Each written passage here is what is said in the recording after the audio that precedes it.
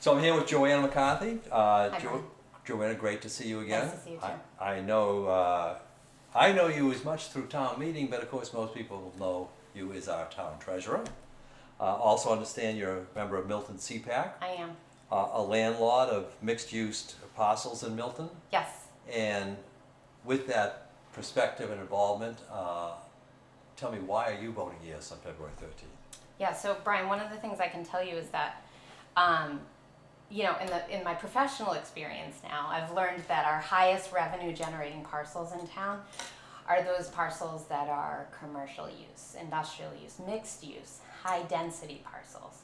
Oftentimes people think about large homes, multi-bedroom, multi-bathroom homes, assessed values that are high with high tax rates as being those high revenue generators for the town, but it's actually the ones that are the denser ones, right?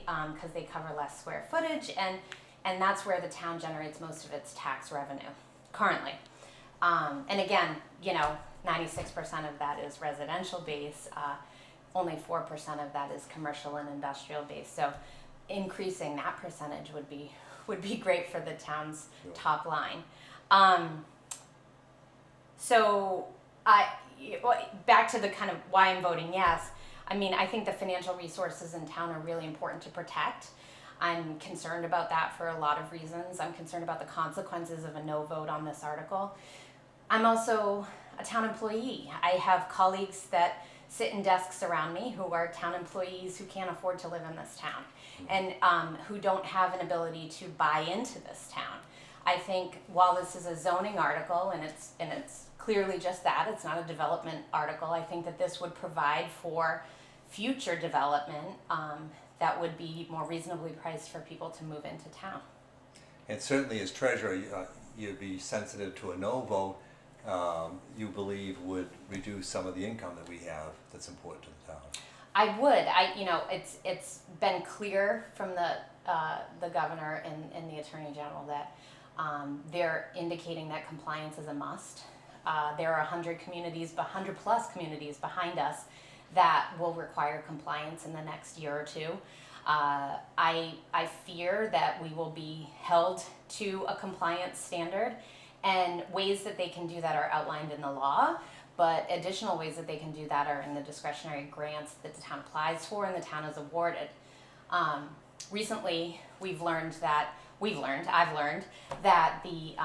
the discretionary grant awards for the town over the last 3 fiscal years have totaled about $1.7 million. It would be unfortunate if all of those had come with a caveat to be compliant in something we were not compliant in. I also know that there are discretionary grant applications for future things, and these things cross all departments, right?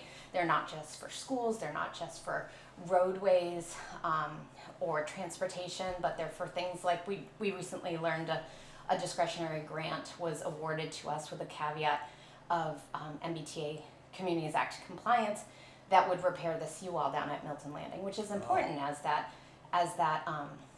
high water marks continue to rise across the world.